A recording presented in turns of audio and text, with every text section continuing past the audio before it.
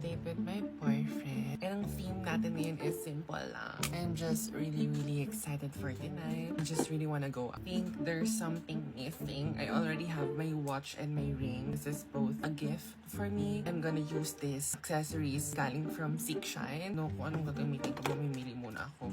Ang ganda! Bagay siya sa outfit ko, no? Another earrings. Wow. Have like shops sa mga SM stores. Nakikita ko sila sa SM Santa Rosa. Meron na rin sila ngayon sa TikTok shop. I'll just put the link in the yellow basket. Look at this. It's non-tarnished and very affordable. Ganda ng bracelet. This is the earrings that I will be using. Ang perfect necklace. Na-elevate yung look ko for tonight, diba? This is the final look for tonight. So simple. Very classy lang ang atake natin for tonight. I also love this. I'm done and I'm so ready. Ito ang gagamitin nating bag for tonight. So this is the whole outfit. Pinaka nag-elevate talaga sa looks ko is yung accessories ko, diba? Agree kayo dyan? Thank you so much, Stick Shine. Bye!